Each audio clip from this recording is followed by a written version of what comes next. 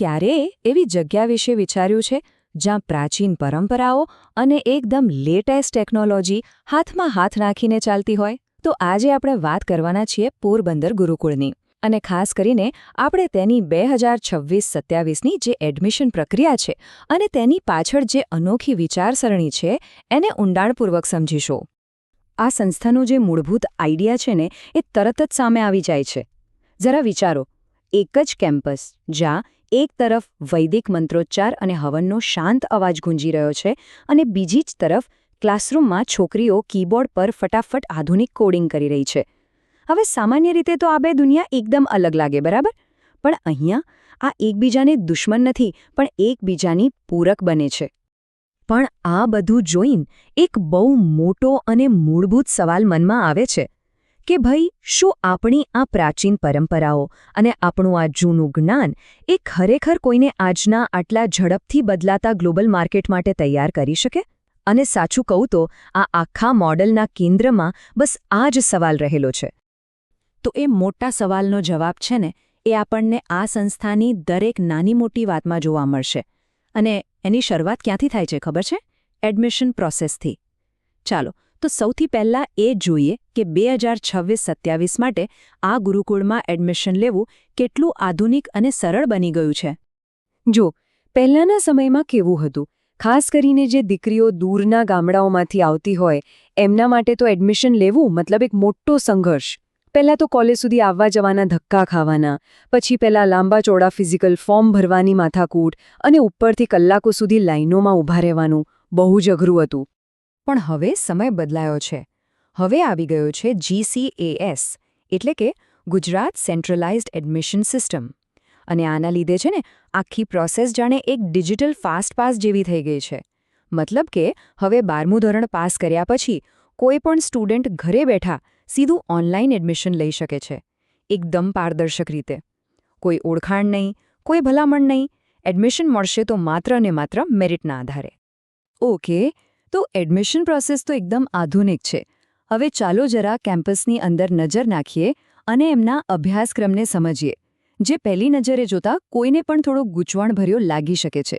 મનમાં સવાલ થાય કે આટલી બધી વિવિધતા શું ધ્યાન ભટકાવવા માટે છે કે પછી એની પાછળ કોઈ ઊંડી ડિઝાઇન છુપાયેલી છે?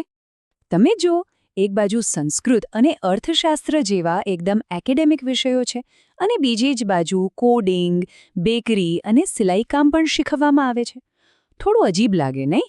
આ બધું જોઈને કોઈને પણ એવું લાગે કે આટલું બધું એક સાથે શીખવવાથી ક્યાંક મુખ્ય ભણતર પરથી ફોકસ તો નહીં હટી જાય? પણ આનો જવાબ છે ને એ એમના અભ્યાસક્રમની પાછળ છુપાયેલી ફિલોસોફીમાં છે.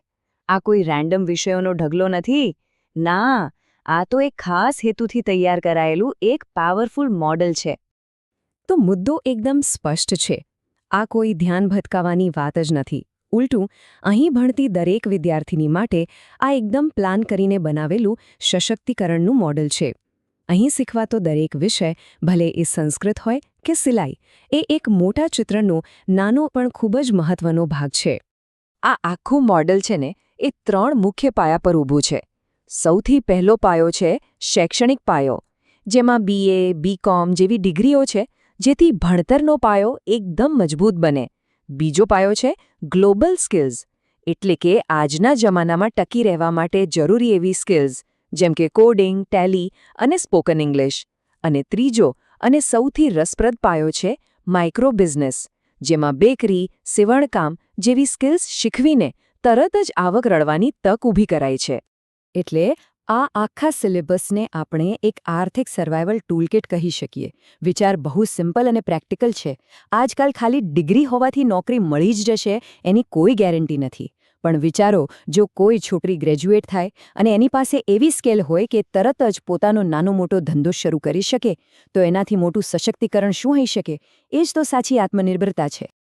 તો ચાલો હવે પાછા આવીએ આપણા મૂળ મુદ્દા પર, પરંપરા અને ટેકનોલોજી.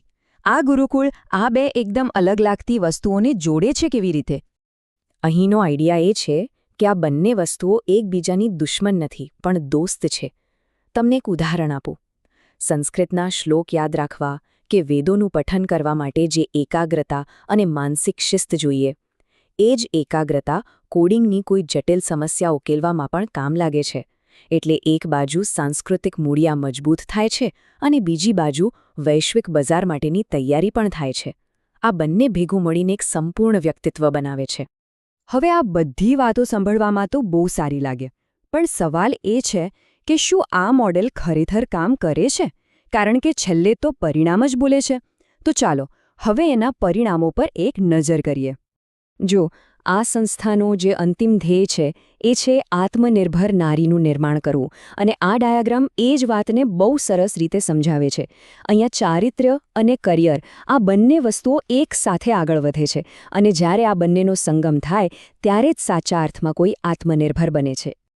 અને આ માત્ર વાતો નથી, આંકડા પણ એની સાબિતી આપે છે.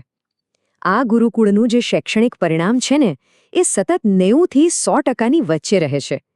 આ આંકડા પોતે જ સાબિત કરે છે કે આ મોડેલ ખાલી કાગળ પર સારો વિચાર નથી, પણ વ્યવહારમાં પણ અત્યંત સફળ છે. તો આ સમગ્ર વિશ્લેષણ પછી છેલ્લે એક મોટો સવાલ મનમાં રહી જાય છે કે જો પોરબંદર ગુરુકુળ જેવી સંસ્થા પરંપરા અને આધુનિકતાને આટલી સફળતાપૂર્વક જોડી શકતી હોય, તો શું આપણી મુખ્ય પ્રવાહની શિક્ષણ પ્રણાલીએ આધુનિક બનવાની આંધળી દોડમાં આપણી પ્રાચીન અને અમૂલ્ય જ્ઞાન પરંપરાને સાવ ભૂલીને ક્યાંક બહુ મોટી ભૂલ તો નથી કરી દીધી? આ એક એવો સવાલ છે જેના પર આપણે સૌએ વિચારવાની જરૂર છે.